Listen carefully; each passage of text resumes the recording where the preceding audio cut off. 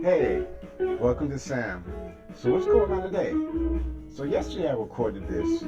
Um, Yesterday was Jazz Day, and so for those of you who don't know what's going on with this channel, because it's kind of brand new. So I'm Sam, and I'm basically I've learned how to play different instruments, and now I'm trying to learn how to marry them together. And I'm just kind of starting this process. So I decided to start a channel so that you guys can follow the growth of me developing. And while we go, I'm inviting you to grow with me by sharing my tracks with you that I create. I'll leave out solos and leave out certain parts so you guys can go and improvise. And for you vocalists out there who sometimes are looking for improvisation stuff to work on, here's some tracks for you, and they come in different genres. So this track was made. I'm using this book called Rhythm Guitar 365, where every day there's a different groove. They're usually about 5 measures, and the different genres. So there's funk music, soul, blues, jazz, classical. There's even country. But I think what I'm going to do, because I don't really do country, so I'm going to put on neo soul. So for the country day, I'm going to do neo soul, and that's just my choice. Anyway, so this groove, let's look at it. It's a 5 measure groove. It's jazz, and it's broken into 5, 6 parts. So let's listen to what these parts are. Let me turn all the tracks off. So obviously we have drums, and so let's start. Let's start this groove. So that was the beginning. It started off with this guitar thing. It's almost like a Charleston rhythm. 1, 2.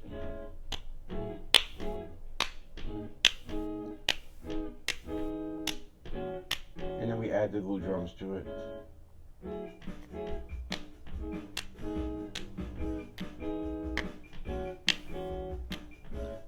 I'm going to turn the drums off for now because it's confusing me.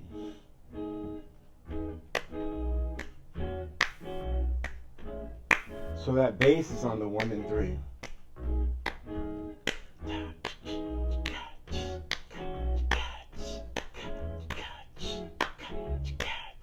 Now, the piano, listen to what I do with the piano.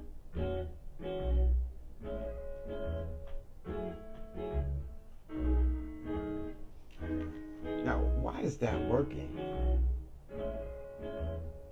So the piano's playing very simple while the guitar is playing busy. And that's what a band would do, right?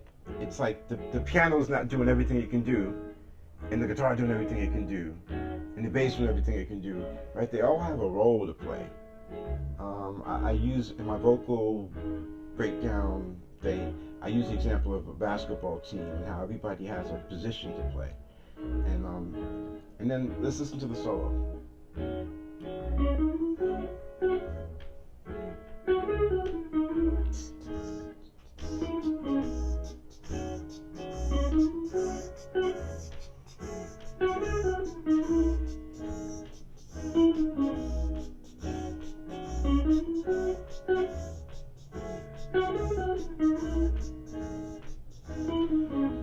Okay, so let's listen to what's going on here.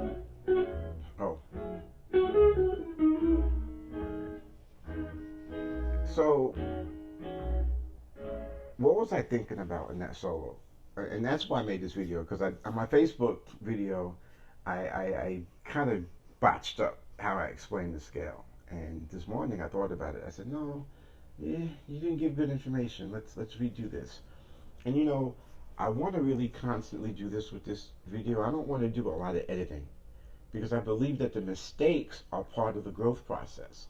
And how can this be? So this site is about growth mindset.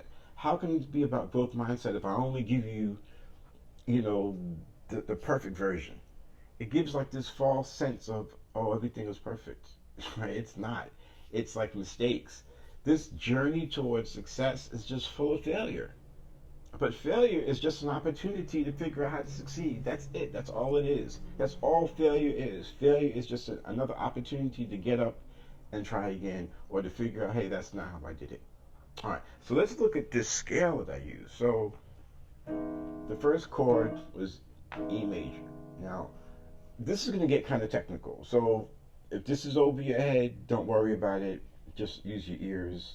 Don't really try to process what I'm talking about right now, because it's not for everybody. This element of the course or my videos are for people who understand a lot of theory, or maybe understand instruments and melodic. I don't want to shut anybody down either, right? So listen and grab what you can grab. Anyway, so on this first major chord, E major, a lot of people would, and let's stop for a second. Jazz music intimidates a lot of people because those solos are crazy, right? You know, like, what are they doing? How are they doing that? Well, guess what? Don't worry about it, because we're going to talk about how to solo right now, and it's really a lot easier than you think. I'm going to really show you two scales that you can solo over this whole thing that you heard. So when I played that guitar track, what was I thinking? So let's start over. On E major, most of you guys who, ladies who play jazz or understand a little bit about music would say, oh, you can play an E major scale over E major. And you're right. But it's not going to sound all that great if you solo like that.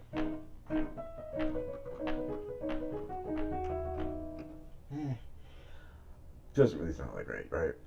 It works. And I guess for a pop tune like Mary Poppins or something, it'll work, right? Or Jingle Bells. But for something jazzy, R&B-ish, we want that was weird. I felt this vibration. So what I did is I thought about E flat minor pentatonic. Like, huh? Why would that work? It does, though. It does. Really, the reason why it works is because every note in the E flat minor pentatonic is in E major except for one note. And the one note that it's not like is the sharp 11. And for you jazz people know, a sharp 11 is played over a major 7 chord. I know it sounds complicated, but don't worry about it. Just think E flat minor pentatonic. Now listen.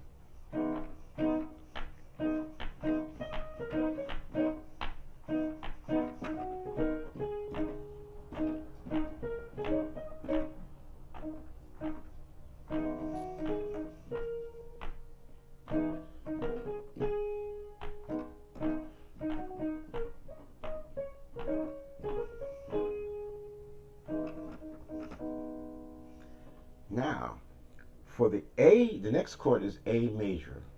That's here. Now we're going to play A flat minor pentatonic, which is a half step below A. So the first one, E flat, was a half step below E. This one's a half step below E. So you're going to go down a half step and play the minor pentatonic. So watch, over the A.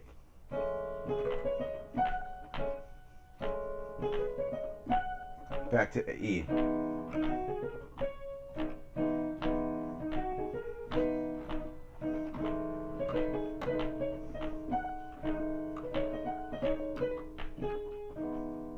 Now I'm just running the scale. It doesn't really sound like it right there. But if I were to think about making it sound a little bit nice, let's see, man.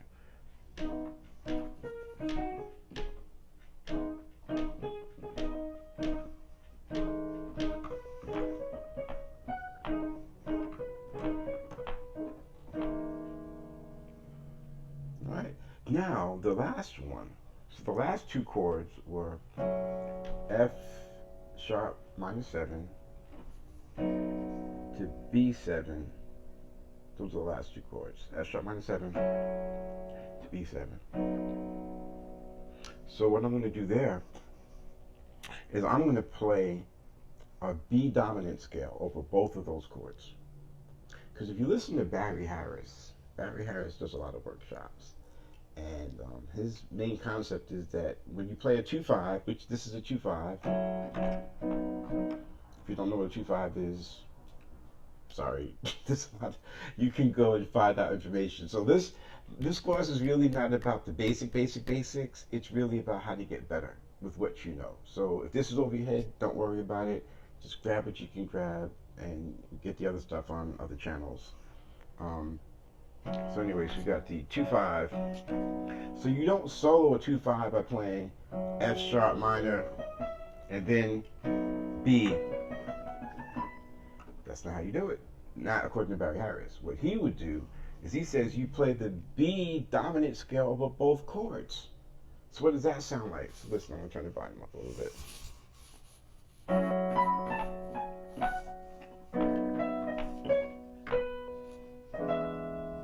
I'm sorry. You hear that? Let's do it again.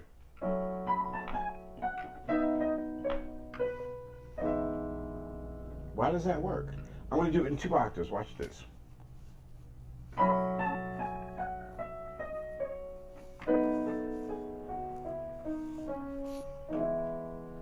Right? It worked. 1 scale over 2 chords. So now what does the whole thing sound like? Watch. E flat minor pentatonic first. A flat.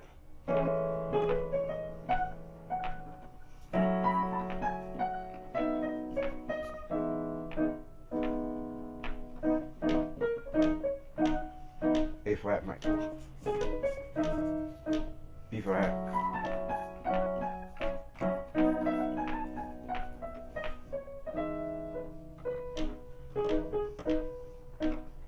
One note. I'm sorry.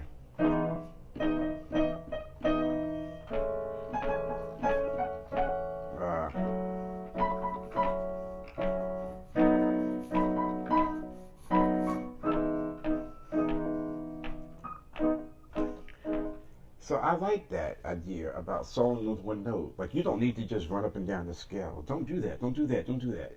I'm kind of doing that for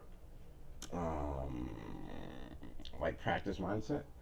But really, the way that you should learn how to I'm going over my time. The way you should really work about improvisation, from what I've learned and heard, because I'm still learning, is pick 1 note. And so let's do that one last. So let me play the track, and let's see if I can solo over it.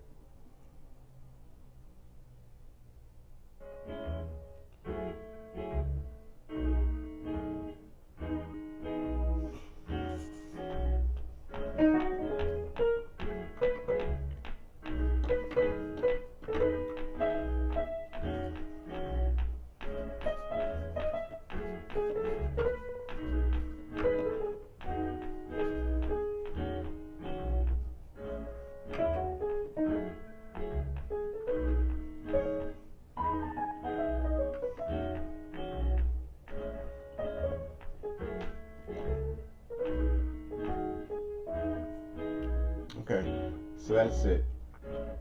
Thanks for listening and checking me out, and I'll see you next time.